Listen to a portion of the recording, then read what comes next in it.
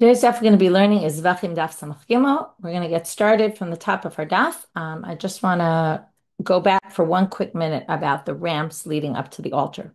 So just to clarify, there's two on both sides of the ramp. There's one big ramp going up. Okay, in fact, I'm going to just pull up the picture for a minute.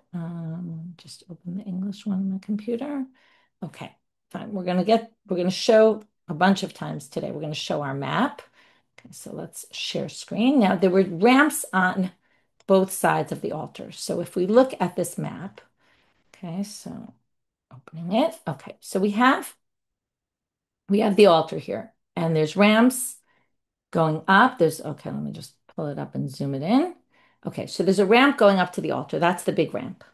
Now, if we go on the right side, there's a ramp. That's one ramp. And if you see on the left side, there's two ramps. It's very hard from this picture to really see, but one goes down from the top part way, and then the other one goes back the other way part way. So it's a double-sided ramp that kind of, instead of the ramp going all the way down, okay, so there's the regular ramp that goes all the way down, but this ramp goes part way down and then part way down toward angled back toward the altar. That's the best way to describe it in words.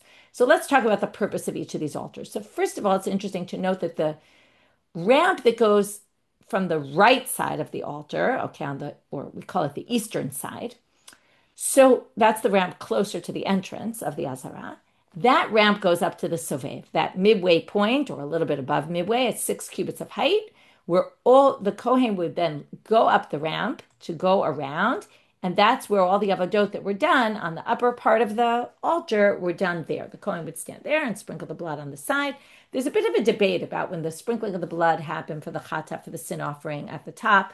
Was it done on the Sovev or was it done from the top? But let's just leave that issue aside. If they need to go on the Sovev, that midpoint, to deal with something higher up on the altar, but not from the top of the altar, they would go on the Sovev, they would go up this ramp. And by the way, we talked about all the pinot, they go yamin and they go all around. And then we're going to see this later today. In general, when they go up to the top of the altar, they basically circle around in a counterclockwise way. They start going to the right, and then from there, they go all the way around counterclockwise. And then they go back down the ramp on the other side. In the Sovev, you can't do that because even though there's a ramp going midway on the Sovev on one side, that's the only ramp that goes up to the Sovev, and therefore the only ramp that goes down from the Sovev. The other ramp on the other side, that small ramp, is basically meant for going to the Yesod. And you can see this very well in the picture because the Yesod, where generally they poured the blood into the Yesod, was done in these two holes. Okay. Now, here the two holes are parallel to each other, but they're not really parallel. But anyway, these are two holes. They're near each other on a bit of a diagonal. I don't know why the picture shows it like this. I guess there's different opinions. But the point is that when you get down, you don't want the blood. You want the blood to remain right in its state and not to dry up. So you want to get to the yesod with the remainder of the blood as quickly as possible. Already, right? You slaughtered the animal, you bring it up to the ramp, right? You bring it up, and then you go put it. This is for the sin offering. You put it on the four corners, and then you want to get down as quickly as possible to get to the yesod. So instead of making you go all the way down the ramp to the bottom and then having to swing back around, they do this double ramp that goes back and forth on your way down so that you end up right near the yesod. Okay, that's the idea of that other ramp. Now the Gemara is going to talk about these ramps and what was the slope on the ramps. So Amarami Barchama Kol Kivshei Kfashim Shalosh Amot Lama. All the ramps in the whatever ramps there were. Okay, I don't know if there were other ramps as well, but we definitely saw these other ramps on the side of the altar. They're all 3 amot to an amma. What's the slope of them? For every 3 amot of ground you progress on that altar, on that ramp, you're getting up 1 amma of height. Okay, so 3 to 1 is the ratio of how much length you're going to cover for how much height you're going to go up. Chutz mikiv shoshel mizbeach, other than the kevish of the altar, meaning that big one, which is going to be different. Hu shalosh amot b'mechza ve'etzba u'shlish etchba b'zachruta. Okay, that's a bit of a long term, a long complex way of saying something that's actually kind of simple. But it's how much? It's 3. I just want to check one thing, 1 second. Right, b'zachruta is ba'agudal, with your thumb. Okay, so if you're talking about fingers, it's fingers that are like your thumb. Okay, but what's the issue here? Let's just discuss. We'll get to all the nitty-gritty mathematics. Okay, it sounds complicated. It's not so complicated. If the ramp is 32 and the height you gain is 9, because remember, the Mizbeach was 10, but 10 includes the 10 includes the kranot, okay, which come up from the top of the altar. So if you want to get to the top of the altar, you go on that ramp. It's 9. You're covering 9 cubits of height. So 32 divided by 9 comes out to 3 and 5 ninths. Okay, now 5 ninths is the same as saying, okay, 3 and 5 ninths is like saying 3.5 plus 1/18. Okay, it's just the same mathematically. I'm not going to start telling you how you get all that, but it's pretty basic. So now, why 18ths? Why is it important to put in 18ths? Because how many fingers were in a cubit? 24 fingers to a cubit. So now, if you take, and this, what do we have to get to? We have to get to this number, how we got to 3.5 cubits and an etzba and a shlish etzba and 1 1/3 fingers width. Okay, so it's 3.5 cubits to 1 1/3 fingers. Now, what again? 1 1/3 fingers, one finger, sorry, 24 fingers make up a cubit. So if instead of saying 1 1/3 of a cubit, you say 1 1/3 of um of 24, sorry, not 1 1/3. You want the, yeah, 1 1/3. Okay, you want to get to 1 1/3. Where do we get this 1 1/3 finger? So basically, we're going to say, because it's 3.5 plus this 1 1/3. Now, 1/18, which is the same as the one, okay, we're going to see 1/18. We had 3 and 5 ninths. 32 divided by 9 is 3 and 5 ninths. We said that the what's more than half, we basically had 5 ninths, which is 1/18 more. So now, if we do that, 1/18 of 24, okay, is how much? Is 4/3. What's 4/3? 1 1/3. So that's how we get to that number. In other words, it wasn't that they said, oh, let's do the slope this height. They just knew that 32 to 9. Okay, so that basically gets us to the number we were looking for. Okay. Menachot hayunik mitzot. If you didn't get all that calculation, don't worry about it. It's just it's just the background for what that was. It's just saying how they got to that number. Okay, now we move to the menachot. Menachot hayunik mitzot bechol makom ba'azara. Let's just go back for one quick minute. We did Ezu Makoman Shel Zvachim. That was the whole last chapter, and we have where do we do all the slaughtering of all the animals? Okay, that's Zvachim. Now we started the 6th chapter and we kind of left that for a minute. We went to a Mishnah which talked about can you do slaughtering on the top of the altar, right? That was the whole question. And they basically finished the kochi, the slaughtering, I mean, the issue of slaughtering. So where do we slaughter? Let me get to that. Now, this is really a continuation of Ezu Mukaman Shel, but not of Zvachim. We're now going to do Ezu Mukaman of Menachot, okay, and then of Ofot, of birds, okay, which also aren't slaughtered. Okay, so these are not Ezu Mukaman Shel Zvachim, it's Ezu Mukaman of other offerings. And now we're going to have Mishnayot that are very, very parallel to the previous Mishnayot that we saw in the previous chapter. מנחות היו נקמצות בכל מקום בעזרה ונאכלות לפנים מן הקלעים לזכרי כהונה בכל מאכל ליום ולילה על חצות. So now we get to the meal offerings. And what do we know about the meal offerings? You do the kmitza. Okay, remember what you do. You take a dough, you put it in a sanctified vessel. Then you take a kmitza. You basically take a handful, right? 3 fingers worth is the handful. It's not a full handful. Cohen does that, puts his hand in, takes the handful. We're going to learn that there was one thing that had to happen before. After you put the dough in a kli sharet, you bring it to the altar. It's called hagasha. It's an action that you do. You bring it to the altar. Then you bring it to the altar. You do the kmitza. Then after he takes the kmitza out, then he burns that on the altar. And then the remainder the kohanim can eat. And that's exactly what it's telling us here. The remainder, male kohanim can eat it. Right? That's the zichrei kuna lifnim and aklaim. It has to be within the azara eaten. And any way you want to prepare it. And Yom V'layla Chatzot, you have to eat it by that night until midnight. So the only thing I kind of skipped here is the beginning, which is the mincha. You could do the kmitza anywhere in the Azara. Okay? Just had to be somewhere in the Azara. So the first thing we're going to do right now, we're only going to do 2 things here, and this is the only one that really has to do with the Mishnah. The other is going to be kind of having to do with this statement of Rabbi Elazar. We're going to have a statement of Rabbi Elazar, and then we're going to have a statement of Rabbi Yochanan that somewhat relates to this. Amar Rabbi Elazar. Mincha shenikmitza behechal kshera.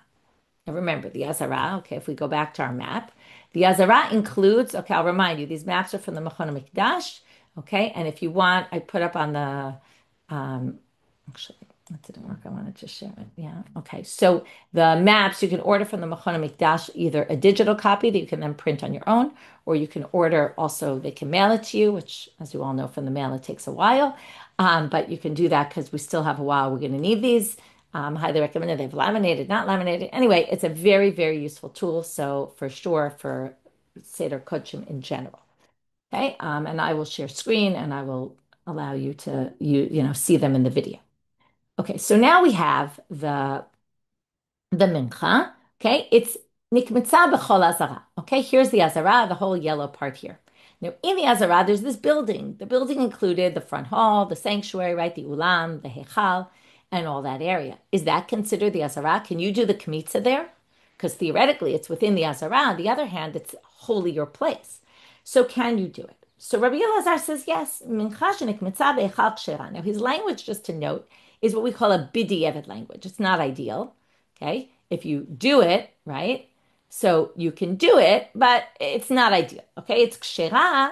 So if you did it in the echal, that's how it's worded. Mincha, that the kmitza was taken in the echal, is kshera. Right? Obviously, you have to then take it out of there and burn it on the altar because it has to be burned and no one's burning it inside. Now, how does he prove that you can do this? He says, "Shekem matzinu b'siluk b'zichin." Okay, what is siluk b'zichin? Well, here's the showbread table inside the hechal. With the showbread, the lechem apanim, there were two bizichei levona. These two, we've talked about them, bowls with frankincense. And at the end of each week on Shabbat, when they replaced the breads with new breads, they would take the bizichei levona out, these bowls with frankincense. They would take them out of the hechal and offer them up on the altar. Just like, that's what they're saying. If we took the kmitza and we did the kmitza inside the sanctuary and then took it outside, to burn, it would be the same as the Bizichei Levonah, where you're taking something out of the sanctuary and then you're burning it on the altar. And there's more to it than that. Both of them have a pasuk, a verse by them that talks about it uses the word azkerata, that these are both considered an azkerata, like a bringing up the memory of somebody. And because of that, we're assuming that the laws can be the same, and that's where he proves that it can be done. But Mativ Rabbi Yirmiyah, Rabbi Yirmiyah is now going to come with a difficulty on this. V'kamatz misham. Now the pasuk about the kmitza says, okay, you have to read it. V'hevi'al b'nei Aaron kohanim. So you bring, like, let's say I want to bring a meal offering. I bring it to the kohen. V'kamatz misham. And when I bring it to the kohen, it sounds like the literal reading of that pasuk. He does the kmitza right there, where I bring it to him. So now they say, the drasha is v'kamatz misham. So Rabbi Yirmiyah brings a Tannaitic source that says, mimakom sheraglei hazar omdot. Where do you do the kmitza? In the place where the zar, the non-Kohen, like me, who goes and brings a mincha offering, where I can stand. Now, I can't stand in the hechal, so therefore it sounds like it can't be done in the hechal, because it has to be done where a regular person can stand. Now we're just going to read a different interpretation of what the kamatz misham means, but this is irrelevant to our purposes. It just happens to come in the Braita. Ben Betera Omer, Minayin kamatz b'smol she'achzir v'yikmotz b'yamin. What if accidentally the Kohen did a kmitza with his left hand? So he just redoes it with his right hand and then it's good. It's not like it ruins it. It just means it wasn't good what he did with the left hand, but he redoes it with the right. We've seen this before. Talmud Lama, Misham. What does it mean, Misham? Misham means mimakom shekamatz kval. From the place where he already took a kmitza from. In other words, what they're saying, misham, from a place where it was already done. That's an interesting interpretation of from there. But from there, meaning from even where it was already done, meaning done incorrectly, he can fix it. Okay, that's a side point. But the problem is that the kamatz misham, the way we're understanding it now, she'im kamatz, mimakom sheraglei hazar omdot, it sounds like it's limiting. It can only be done in a place where a regular person can stand, and obviously not in the Echal, where regular people can't go. Only Kohanim can go there. So Ikad Amre, some people say, Hu motiv lava hu mefarikla. He asked the question, Rabbi Yirmiyah, and he answered it. Ikad Amre, some people say, Amre Rabbi Yaakov, Rabbi Yirmiyah bar Tachlifa. Rabbi Yaakov said to Rabbi Yirmiyah, son of Tachlifa, he was the one who answered the question. So either which way, somebody answers the question, and here he says, Azbarach, I'm going to explain to you. Okay, that sounds like that version seems to be Rabbi Yaakov saying. I will explain it to you, Rabbi Yirmiyah. Lo nitzracha elalach. Okay, but basically the gist of this is going to be, It's not limiting, it's expanding. That drasha, v'kamas misham mimakom sheraglei hazar umdot, doesn't mean only where a zar can stand. What it means is lo nitzcha ela lachshir kol hazara kula. It's to tell you you can do this anywhere in the Azara, even in a place where a zar can go, meaning it's anywhere, not just in a particular location. Now, the whole question is why would you think it would have to be done in a particular location, right? What would be the Havamina? And for this, we're going to have two different explanations. The first one we're going to reject, okay? But at first they think, because in order to say that this is an expansion, you have to say, why would you have thought we would limit it? So the first explanation is you would have thought ho'il va'ola koche koche umincha koche koche, right? Because an ola is high level sanctity and a mincha is also high level sanctity. That's why it can only be by male kohanim. Ma ola, well now we know. What does the ola require? Remember, tu'unat safon, the slaughtering has to be in the north. You might remember we discussed this a long time ago, but when we compare the avodot of an animal to a meal offering, the slaughtering is compared to the kmitza of the mincha because both are basically separating the part that we're going to offer on the altar. In the animal, it's you're slaughtering the animal in order to take the blood. In the kmitza, you're basically separating. It's kind of similar. You're separating one part from another and taking out the kmitza so that you can offer it on the altar. So, according to this, you're going to have Sakadat Tachamina, you might have thought, Ma Ola Tunatzafon. So just like the slaughtering has to happen in the north, Af Mincha Tunatzafon, also the meal offering has to happen in the north. So the Gemara says, no, you wouldn't have thought that. Why wouldn't you have thought that? What a crazy comparison. Ola is way different than Mincha because Ola is much more severe, stringent than Mincha. Ma Ola Shken Kalil. The Ola is completely offered. This you're offering a little part of the whole Mincha offering. The rest gets to get eaten. So of course you wouldn't think to learn just because Ola is limited to tzafon. You wouldn't have said Mincha is limited to tzafon. So they say, okay, option two, michatat. Maybe we would have learned it from a sin offering, which isn't completely offered. But no, because malachatach came a chaperda, chayve kritot. We've said this many times. Chatat is severe, is stringent because it atones for high level sins, ones that you're chayv kari for. Mincha doesn't do that. Okay, so no reason to have thought that you would learn tzafon from the mincha, from the chatat. Now again, this is all an attempt to say, let's just remember, why would we have even thought, right? We need this drasha. Basically, what we're saying is to say it expand. Expand why? Well, you might have thought it's only in the north, but right now we're not really succeeding because no real reason you would have thought it's only in the north. If you learned it from Ola, Ola's got its own stringent laws. If you learned it from Chatat, Chatat has its own strict laws. Okay, how about Mi Asham? She doesn't have the Chayve Kritut, it's not completely burned. But Mala Asham Shkemine Damim. But Asham has blood, right? Blood is obviously a higher level korban than one that's a meal offering. So now we basically strike out because we're not going to get it from there. We're not going to get it from there. We're not going to get it from there. Now they try. What about Mikulu? What about all three together? But that obviously isn't going to work either because Malakulu Shkemine Damim. All three of those, Ola, Chatat, Asham, are all sacrifices with blood. And this is a meal offering, which we know is a lower level, right? How do we know? Well, for example, the Olevi Yored, if you remember, there's either bring animals, which is the best. If you're not rich enough, you bring birds. If not, you go down to the meal offering. It's obviously much lighter than all the rest.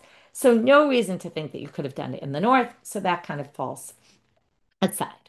But now they're going to come up with a different reason. Still, they're going to say this drasha of, again, mimakom shavaglei hazarom dot is not to say it has to be done there and not in the hechal. That was what we tried to say.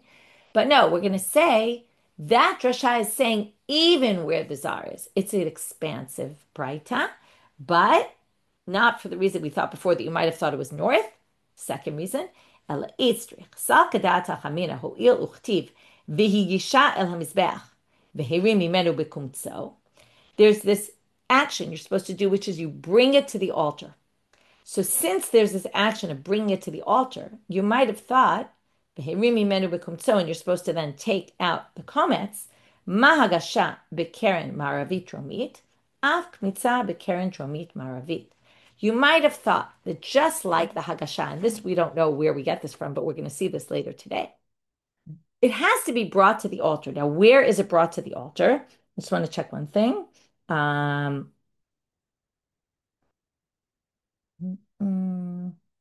okay. Yeah. So basically, I just wanted to point out these two psukim come from different places. Okay, they're not one after the other. It looks like they're one after the other, but if you look, Yishol HaMizbeach, the halacha of Yisho is in Vayikra chapter 2, and Hirimi Menu B'Kumtso is in Vayikra chapter 6. They both happen to be verse number 8, but in two totally different chapters. But what they're trying to say here is because Hagasha, bring it to the altar, actually has to happen before the Kmitza is done. So you might have thought, and then what are you supposed to do? You're supposed to be merim from it, and from it is what you brought to the altar. So you might have thought that since, again, let's just take our picture because visualizing it is much better, that since this has to happen, okay, let's just look, on the Hagasha has to be, and we're going to see later, you walk over, you take that kli and you walk it over to the southwest corner. Okay, later we're going to see why southwest. Okay, let's just remember southwest is the west side is where the Heichal is. Okay, so southwest, it's the same place. I'm just going to point out because we're here on the map where the Yesod is with the two holes in the Yesod. And it's the same place where we have those two Shittim, that southwest corner. Today we're going to talk about all the things that are done in that southwest corner. There's 6 things, 3 at the bottom, 3 at the top. That will be our next Mishnah. But the point being that since Hagasha has to happen specifically here, you might have thought maybe the Kmitza has to happen there, which actually seems very logical because if you're bringing it there and then you're doing the Kmitza, it would be kind of obvious you would bring it there and then do the Kmitza there. Well, the point being you don't really have to. The Kmitza can really be done anywhere. That action of the Kohen taking out that part of the Kmitza could be done anywhere in the Azara, and that's what it's telling you. Mimakom sheraglei azar omdot. Okay, wherever Azar, right? And it's even, again, this isn't specifically where, that's what we thought it meant originally, but even where Azar can go, meaning anywhere in the Azara, like even it could be in the beginning part, it doesn't have to be specifically there. Anyway, therefore it means you could do it anywhere in the Azara, and that would include the Heichal as well. Okay, and then that doesn't contradict Rabbi Elazar. So we're good now. So again, let's just keep reading. This is just what I explained already. Ma Hagasha b'kerem maravit romit, just like the Hagasha is in that southwest corner. Av kmitza b'kerem maravit romit. So you might have thought the kmitza is also there. Kamash malan. That's what that drasha is telling you. So what we did so far is we brought this drasha, and we said we thought the drasha went against what Rabbi Elazar said, that if you did the kmitza in the heichal, it's good. Just like the bezichei levona come out. Okay, it's obviously different because the bezichei levona, that's the way they're supposed to be done. The kmitza, let's be clear, it's not the way it's supposed to be done. It really is supposed to be done on that southwest corner. But if it's done somewhere else, it's fine. Anywhere in the Azara, including in the Heichal. Now I'm Rabbi Yochanan. If already we were talking about things that could be done in the Heichal, comes Rabbi Yochanan and says, Shlamim sheshachatam beheichal ksherim, shene'emar. What if you slaughter the shlamim inside? Now remember, shlamim can be done anywhere in the Azara, slaughter. What if you slaughtered them inside the Eichal? Okay, this theoretically really belonged in the previous chapter, but once they were talking about it in the Mincha, so Rabbi Yochanan brings it up also by the shlamim. So I want to remind you, Rabbi Elazar and Rabbi Yochanan are both Amoraim in Israel. Rabbi Elazar was the student of Rabbi Yochanan. So this basically is an Eretz Israel sugya. It's first Rabbi Elazar telling us that the Mincha can be done in the Heichal, and now we hear Rabbi Yochanan said the shlamim can be slaughtered in the Heichal. Shenemar, ushchato petach ol moed. So here's his proof. It's going to be not really from a pasuk, but logic coming out of this pasuk. You slaughter it at the opening of the Ol Moed. Remember, Ol Moed in the Mishkan is parallel to the the Heichal in the temple. Now, it says slaughter it in the opening of Ol Moed. Comes the Rabbi Yochanan says, Lo Yehi Tafel Chamor Min Ha'ikal.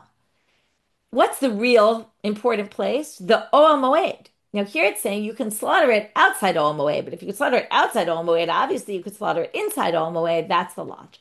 Okay, that if something is allowed to can be done in a place that's not actually in the Ol Moed but outside, then the assumption is, of course, since it's an important sacrificial rite, it can obviously be done in the more important place, which is actually the Ol Moed, which is in the sanctuary. Now, again, we're going to have a difficulty, and you can imagine this isn't necessarily going to always be true. Meitive, right? This should be Rabbi Yehuda ben Betera Omer, okay, not Rabbi Yochanan. Minayin shemikifu goyim is kol azara. Let's say there's non-Jews holding up guns to you. You're in the Azara. In the Azara, they're basically going to shoot at you. Shakohanim nechnesim l'sham ve'ochlim sham kodshe kodshim. The Kohanim can go into the Heichal and eat there the kodshe kodshim. How do we know this? Okay, if they have no choice, they get to do that because it says Talmud Lamal, Bit Kodesh HaKodeshim Tochlenu. Now, this is talking about the Matno Kuna, the Kohanim get in Bamidbar chapter 18. And it says you can eat it in the Kodesh Kodeshim. Now, it doesn't really mean the Kodesh Kodeshim, it means the sanctuary. Va'amai. Nema b'chatzar ol moed yochlua. Now, why? Right? It says b'chatzar ol moed yochlua.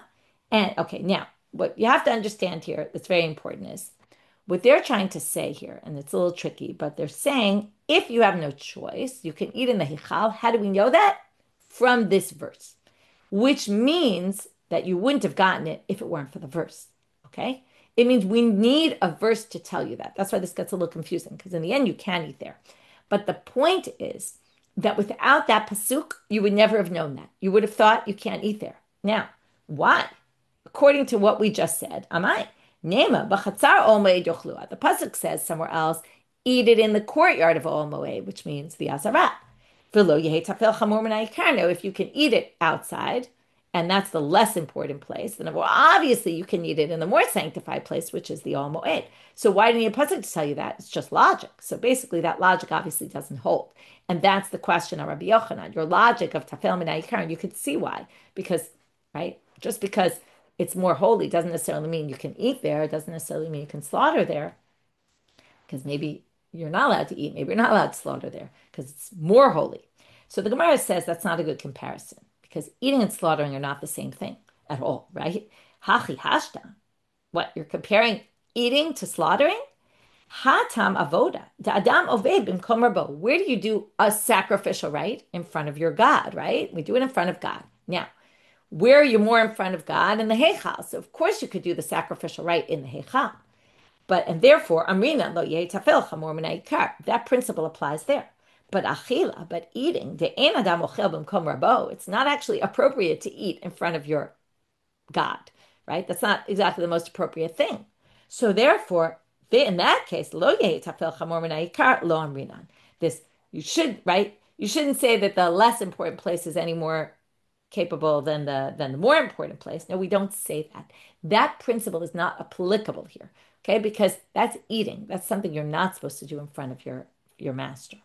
So basically, we resolve the difficulty against Rabbi Yochanan, we resolve the difficulty against Rabbi Elazar, and what we come out with from this whole section is, number one, a mincha that you did the kmitza in the Heichal is fine, and shlamim that you slaughtered in the Heichal is fine. Okay, even though, again, in both cases, it's not the ideal thing to do, but if you did it, the sacrifice is not disqualified. Okay, new Mishnah. Now we're moving to the Chatat HaOf. Okay, so like I said, we did all the slaughtering of the animals, then we did the mincha, and now we're doing the birds. I don't know why it's in that order. I would have thought birds come before mincha, kind of like the Korban Levi Yored in terms of significance, but that's how they do it. Chatat HaOf haitana aset al keren dromit maravit. Another thing that they would do in this corner is the Chatat HaOf. Now I want to remind you, the sin offering with the animal is done at the top of the altar, remember, because it goes on the kranot mizbeach, on the 4 kranot. So you do that at the top of the altar. There's actually a debate about whether the Kohen would stand on the sovev. I saw this over Shabbat, that whether, we talked before, the Kohen would stand on the sovev to do the 4 corners. Some people think he actually goes to the top of the mizbeach, okay? So there's a debate about whether it's done from the sovev or from the top, but either which way, it's done at the top. It's the only animal sacrifice that's done at the top. All the others, the blood is sprinkled from the bottom.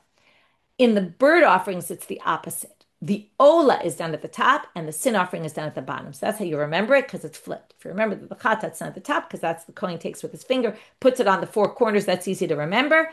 And then in the bird, it's flipped. So the ola goes at the top, the chatat goes at the bottom. So we're starting out with the chatat, which is done at the bottom. And it was done on that southwest corner, the one we talked about before. It's a bit of a strange line. We're going to talk about this later. It's actually permitted to do everywhere, but this was its place. Okay? And what does it mean it was done there? So there's malika.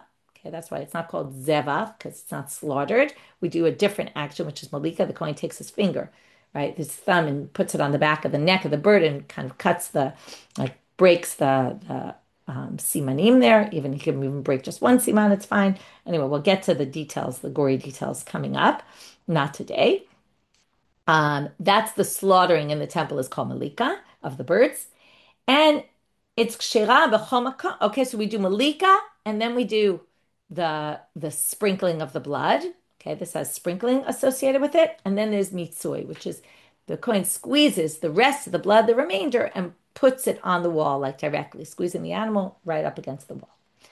So now, this was done everywhere, except that this was its place. That's a little bit of a confusing line. We'll get back to that in the Gemara.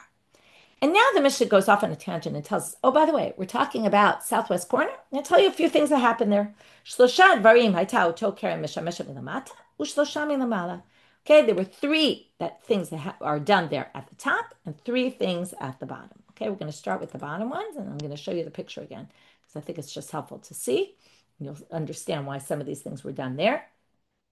Chatat ha'of, so the chatat ha'of goes there. Hagashot, the Hagashat Mincha that we said you have to bring the Mincha to the altar, that's right there. And the Shayarei Adam, and obviously the blood is spilled there because that's where those two holes were that we talked about, where the remainder of the blood is spilled into the two holes in the Yesod. Not to be confused with the two holes above that we talked about in yesterday's daf, the Shitin, okay, which they, or it was yesterday or night or Friday, I can't remember now, but we just talked about them, the Shitin. So now they say, the milamalan up top, okay, and that's where the shitin were, these holes that went down into this pit. Nisuchayayin vehamayim, okay, so those libations of the wine and the water libations were poured into these holes, which were at the top, and they happen to be in that same corner. Ko and olata off, and the ola of the bird, okay, which actually isn't really done here, but we're going to see in a second. Kishihi rabba b'mizrach. Okay, the bird offering of the Ola that we do up at the top is done actually on the southeast side. But if you remember, that was that whole weird case we had where how could you do it on the southeast side if there's no base there? Because remember, the blood always has to be put where there's a base and so it drips down into the base. And then they said, Rashi had to explain that they put some sort of thing that jutted out. Remember, they said the avir, the airspace was Binyamin still, so they could do it there, and then the blood would drop onto this, something that was jutting out from the altar, and that would catch the blood. So that's how we know the Olad Hof is done on the southeast side. But when there's no room there, like if there's too much traffic over there, then they would do it on the southwest side. Now, kol ha'olim lemizbech olim derech yamin umekifim v'yordim derech small. Okay, so you go up the altar. Every time you go up on the right side of the altar. That's really the east side of the altar. So you're walking up the altar on the east side, and then you turn right. Okay, so if you're going on the Sovev, again, you go up that small ramp on the side, and you go up to the right, and you start working your way around the altar. Now, with the Sovev, we said it was tricky because you can't come down the other side. You have to somehow come back. But if you go up the regular ramp, then you're going to go to the right, and then you're going to continue counterclockwise, walking all around until you get to the other side, V'yordim derech small. And then you go down the left side of the ramp on your way down, which is going to be the western side. Okay, that's the way you would normally go. But here's an exception, because these three things are done in this southwest corner. Now, if you go up the ramp, you're going to have to go all the way around. And we're going to see later in the Gemara, they're going to tell you that we don't want you to go all the way around with these things. Okay, so let's just go for a minute. Chutz min ha'oleh l'shlosha elu, hayu olim v'yordim al ha'akev. Okay, what does that mean on your heel? Well, what you would do is you would go up on the left side. You get right to the corner that you want, because that's where you're going to be if you go on the left side, because that's the western side. You're going to do your job. You're going to be facing the altar while you do it, right? Like you're going up, you keep facing straight, and then you're going to turn on your heel and go right back down. Okay, so you're going to do a switch, turn around, and go right back down. Now, the reason is because you're either holding a bird or you're holding the wine or the water. And we're going to talk about later, the Gemara is going to say why they were worried, because there's a lot of fire going on up here, and we're worried somehow that these things will get ruined as you're going to walk around, and we want you to just get there quickly and not go around where there's like a lot of heat going on and smoke and all that. So we'll talk about that later. But right now, let's just take it as that's what you do.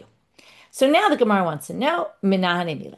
Okay, so Rashi helps us out. What are we asking about? Because we did say a whole bunch of things in that Mishnah. So Rashi says, how do we know that the Chatat Ha'of is done on that corner? Okay, where do we get it from? So Amar Rabbi Yoshua Amar Kra. It's going to bring a pasuk. This is the pasuk by the Korban Olevi Yored, which is, again, there's certain sins that if you do it, you bring a chatat, but you can't afford the animal, you bring two birds.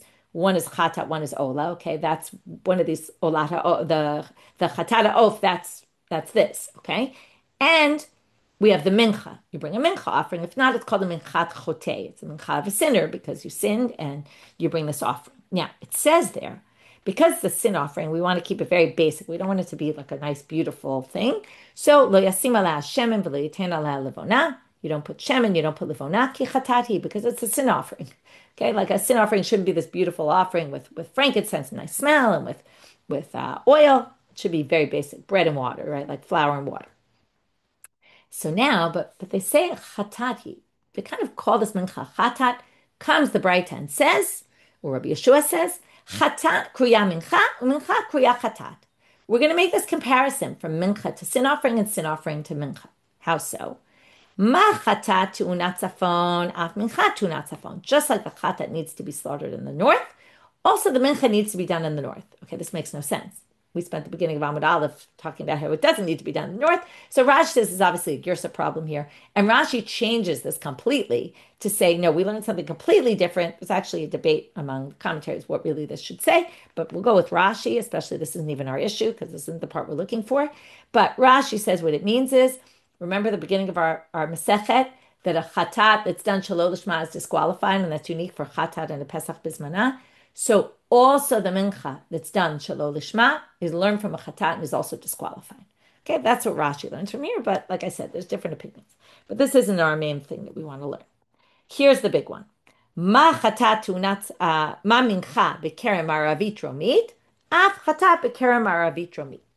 Just like the mincha, and we saw this on the previous Amud today, the mincha, the hagasha, where do you bring it to the altar? Now, we didn't learn where. We're going to get that right now or in a minute. But just like the mincha has to be brought to that southwest corner, also the chatat has to be done in the southwest corner.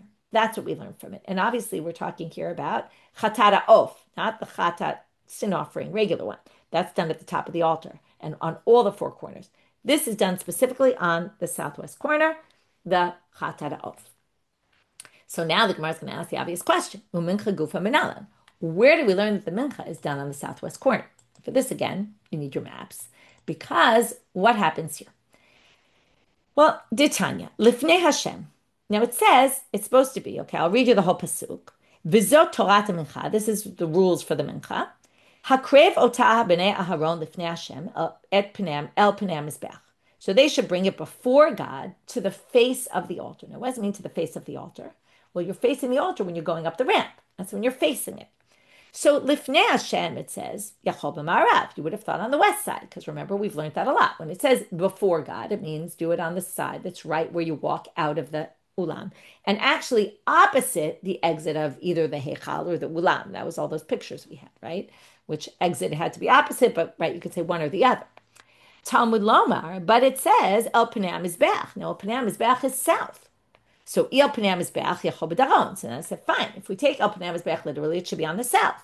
Talmud Lomar Lifnei Hashem, but then it says it has to be before God, and south isn't before God.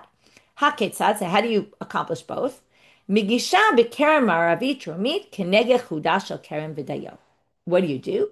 You put it on the southwest corner, on the corner specifically, right? We saw that before. It's right where the two sides hit. And then you're both in the north and in the south, and you can accomplish both things at once. Now, we're going to get later to saying it depends really where the Mizbeach is situated, but let's wait for that for another 2 minutes. Rabbi Eliezer Omer, Yachol yigishenu l'ma'arav ashel keren o lidrom ashel keren. He suggests maybe, since it says two things, El Pnei Mizbeach and Lifnei Hashem, maybe it means either do it on the west side or do it on the south side, right? You could do it here anywhere, or you could do it there anywhere. In other words, maybe it's just trying to give you two different possibilities. So to answer this question, he says, Amarta, kamakom shatam would say shnei mikraot. If you have two psukim, in this case, it's two parts of the same pasuk, but it all means the same thing. Echa mekayem atzmo mekayem chavero. And with your explanation, you could have an explanation that basically allows both psukim, right, to make sense. Or another one says this one's right, but that one's not. You're basically establishing one as correct, but while knocking out the other. But if you have those two possibilities, so you're obviously going to leave aside the one that only fulfills one of them and not the other. And you'd rather go, if you have a way to do both, better off to get both in. So therefore, here's our example.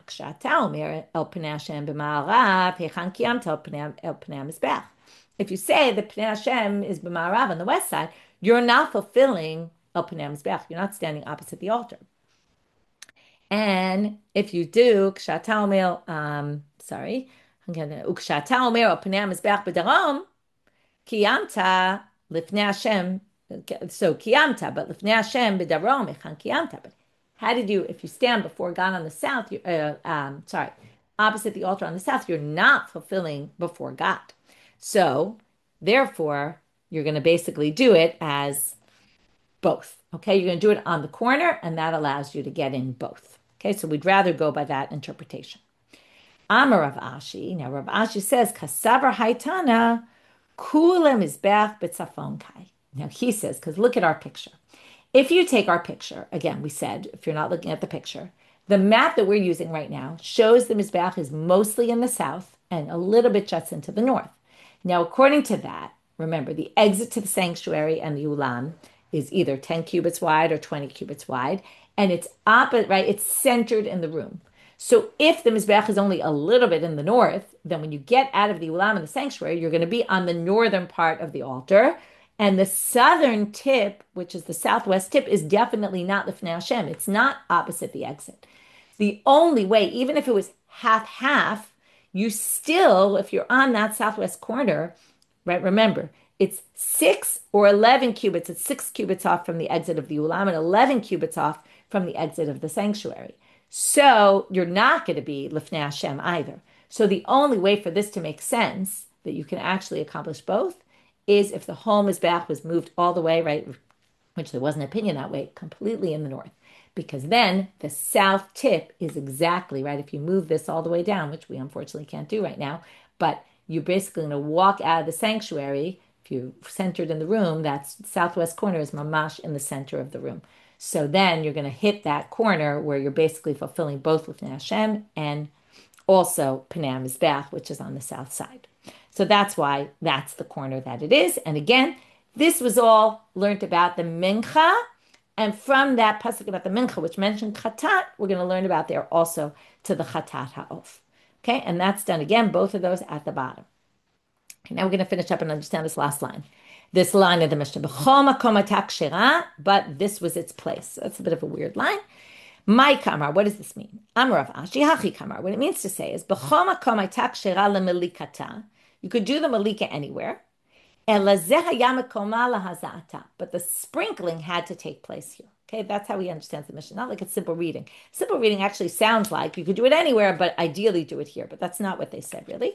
They said, B'chol makom was kshera, but this was the place where you can sprinkle it. Okay, meaning the malika could be done anywhere, just like the slaughtering, but specifically the sprinkling had to be done on that corner.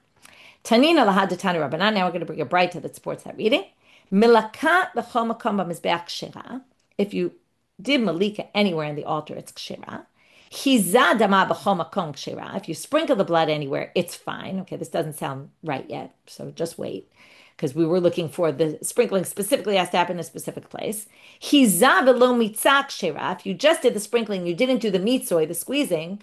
Remember, the squeezing is the remainder. It's kshera because the remainder is not essential. We've learned that many times. What is essential? Well, the blood has to be on the bottom half of the altar. So now they say, my kamar, wait, this doesn't make sense. It just said before that the haza'ah could be done anywhere. And now it says it has to be on the bottom half of the altar. So it means it can't be done anywhere. So this doesn't make any sense, to which they have to reread this bright, and now it's going to fit in with how we read our Mishnah. Because, hachi kamar, or how Rav Ashi read the Mishnah, milaka b'chol makom b'mizbeach, kshera. If you do the malika anywhere on the altar, it's fine. Mitzah dama b'chol makom b'mizbeach kshera. If you do the mitzvah hadam, the squeezing of the blood off of the remainder, you could do it anywhere. Why is that? I'm just going to go on a little bit more because we're mid-sentence. Shemizah v'lo mitzah kshera. Because if you do hazah and you don't do mitzvah, it's fine. So therefore, wherever you do mitzvah is obviously going to be fine, because it's even fine if you don't do mitzvah at all. Ubilvad, but what is essential? Now notice he took out here the hazah b'chol makom is kshera. And now he says, ubilvad shitei mechudas sakra u'lamata midam hanefesh. The dam, though, the haza'at dam, the sprinkling of the blood must be done on the bottom part. And that's basically how he reads the Mishnah. So the Mishnah reads like this, right? Chatata ofas in the Keren Dromit Maravi, And b'chol makom hayta kshera, meaning anywhere in the altar you could do it, but not the haza'ah. Ela zeh hayta mikoma, specifically it had to be done on the bottom for the blood of the Chatat Ha'of, and that had to be done specifically. Also, it seems like, although I have to check it with it, also perhaps had to be done on that southwest corner, but I'm not sure if that is essential or not. I'll look that up for next time. And with that, we finish today's lab. So, um, let's just review. We started with the ramps and the slope and the ramps and the height of the slopes. From there, we got to the mincha and where it can be done. We said it can be done anywhere in the Azarat. Came Rabbi Lazar and said even in the Heichal. And then Rabbi Yochanan said even the Shlamim could be done in the Heichal. From there, we had difficulties in each of them, but resolved them. Then we went to the Chatat Ha'of down that southwest corner, and then we said three things are done on the southwest corner in the top, and three things are done in the southwest corner at the bottom. And then we got to where do we get it from? There has to be in the southwest corner, and that's one from the mincha. Where do we get the mincha from? And that was basically our daf. We finished up with this line that was very hard to understand, but this was its place. How do we resolve that? Well, this anywhere you could do the malika, but the haza'ah, sprinkling has to be done specifically there. Also, the mitzvah could be done anywhere, and that the mitzvah doesn't even have to be done at all. Finish from there, and I will send out today on the WhatsApp groups also the link if you want to purchase either the digital copy or the hard copy of the maps. We'll send it out today, and every time that I share it in class, it's always going to be in the details of the YouTube, so you can always find it there if you're looking. Wishing everyone a good day and a good week. Shavua tov.